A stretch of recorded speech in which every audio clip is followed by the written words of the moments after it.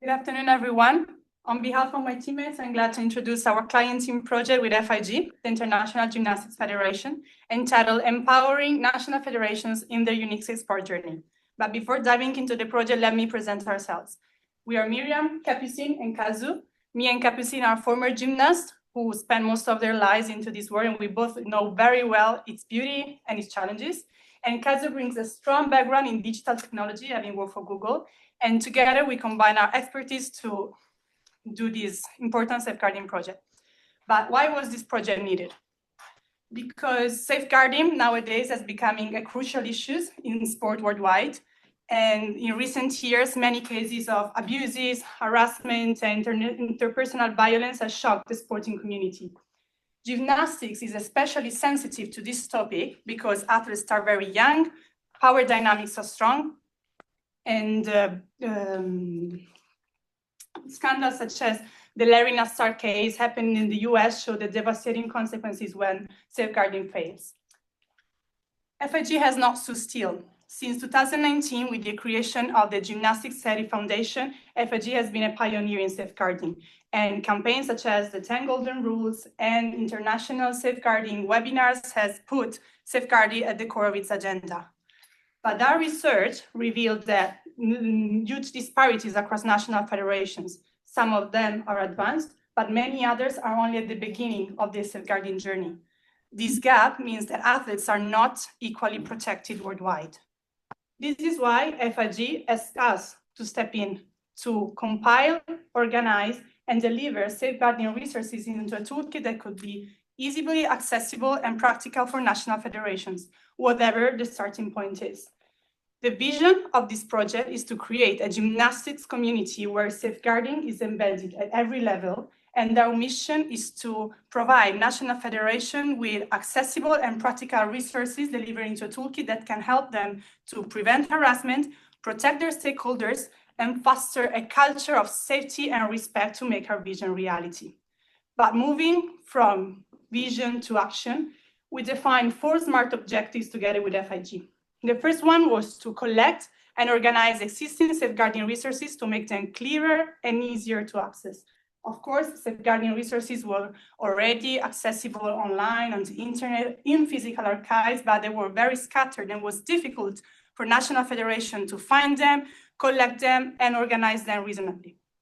The second objective was to benchmark international best practices and assess the best delivering methods such as toolkits, e-learning, and so on. So we investigated international federation and sport organization and understood what could fit FIG and gymnastics. Then the first step was to customize and package these resources in order to make them fit diverse national contexts from the legal, organizational, and cultural point of view. As I said before, the national federation were at diverse starting points, so the flexibility was the key to deliver and design the toolkit. And finally, to recommend the best digital solution to host everything and to make them accessible for national federation and to help FIG creating a lasting safeguarding legacy. Once the objectives were clear, we structured our work into 3 phases.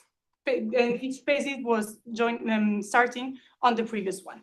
Phase 1 was focused on resource mapping and assessing the safeguarding readiness of all 166 gymnastics national federation. And this gave us a clear image of what already exists and where the gaps are. Then in phase 2, we focused on benchmarking and consultation. So we assessed how international federation and organization assess safeguarding. And we also spoke directly with experts and athletes to understand their points of view in the field. And lastly, we translated all this into clear recommendation and a proposed resource center to make them feasible for FIG and also accessible for national federation. So this phased approach allowed us to start from evidence, learn from best practices, and delivering a toolkit tailored exactly for FIG needs and to the national federations. Now, in the next slide, we will walk you through the results and findings of these phases. Thank you. So let's look at our findings and insights. In phase one, what we did is that we collected more than 200 resources that we could publicly find on the internet. All these resources were classified into 6-step journey that were given by the client itself. If we assess the readiness of national federation, we could see a big disparity. 43% of them have no or limited web presence.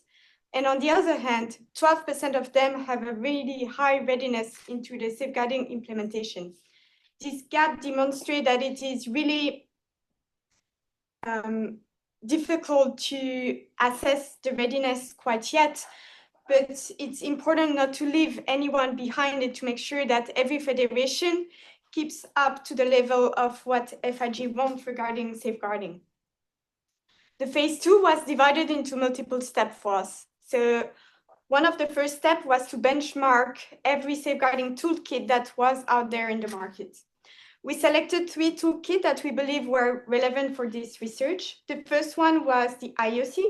IOC Safeguarding Toolkit is really complete and comprehensive, but it's really difficult to put in place because we need a dedicated staff into safeguarding, which make from a financial point of view very heavy for National Gymnastic Federation.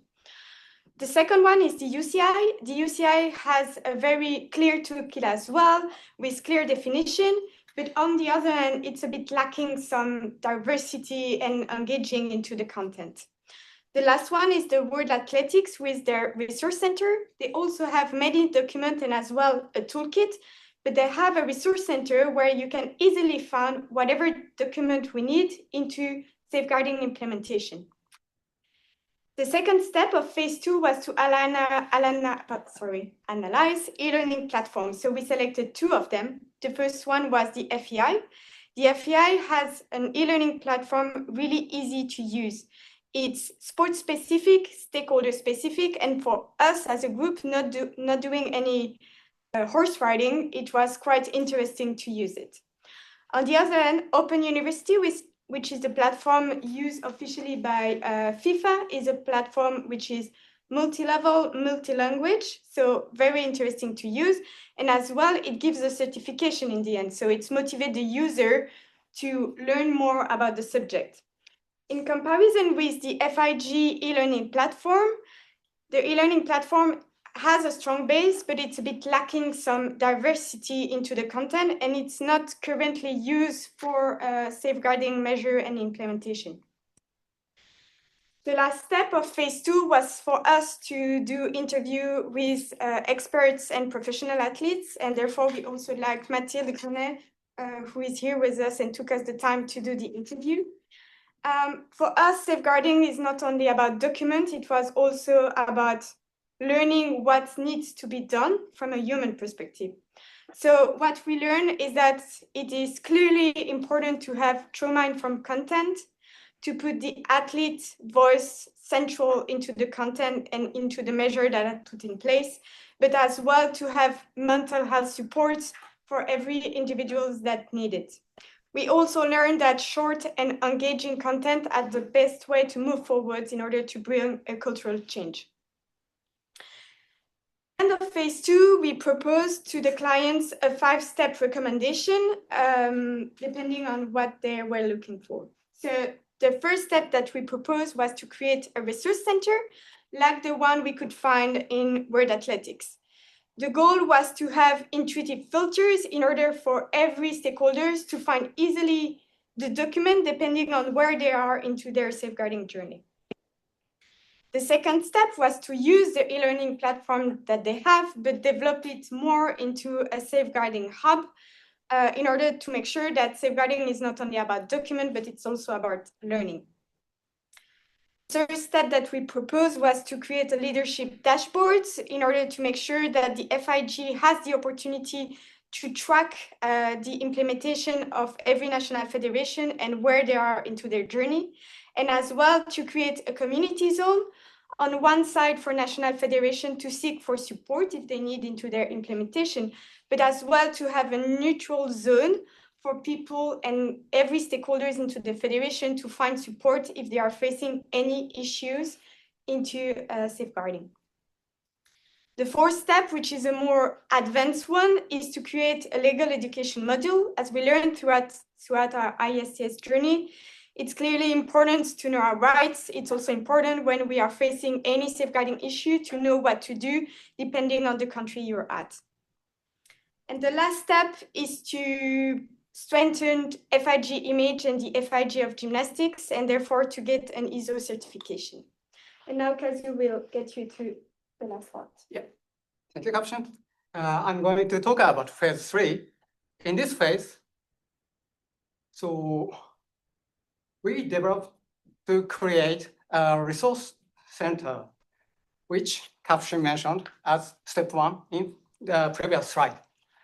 On the first, based on the analysis result from phase 2, we defined the key elements for the resource center and create the wireframe to visualize ideal form. On the wireframe, the introduction section will clearly explain the contents, the purpose of its contents and its pages. And also, in addition to the such text box, it will provide a filter option for common searches, allowing for intuitive and easy search experience. Search results will display not only the general information, but also like a thumbnail to give a visual image of material and abstract to summarize the contents, and tags to help find the related information. Based on this proposal, so the internal discussion was held at FIG involving IT and communication department. The conclusion was to initially build the resource center on current FIG website without requiring major system modification. Taking this into account, here is what we ultimately proposed. This proposal is designed to utilize existing FIG file storage page, and which without introducing any new features. And so yes, here. So to ensure enough to understand the purpose of its pages and use it to its full potential, we've also created a one-pager, the resource center guide, as a handout. I will use it to explain further. On the left side, front page, you will see the brief explanation of how to access the resource center and overview of its contents. Also, this one-pager included the navigation things. It's the explanation for 6 phase navigation. The 6 phase, the safeguarding phases defined by FIG. Related to that, as a search function, we prepared this phase navigation tab. Also, regarding resource list, as I mentioned earlier, the basic structure uses existing FIG file storage as is. However, we propose one addition, the resource code. The resource code is short identifier added at the beginning of each file name. So it's just a file naming rule, so it wouldn't require any system modification. Let's dive into the resource code. The first single digit represents phases, and next single digit represents themes, and 3 letter codes represent category and owner organization. As an example, 2.3 TPF means in policy development phase about code of conduct, and it is a template provided by FIG. Even though the search function is limited to the phases, it will help understand what's contents on there.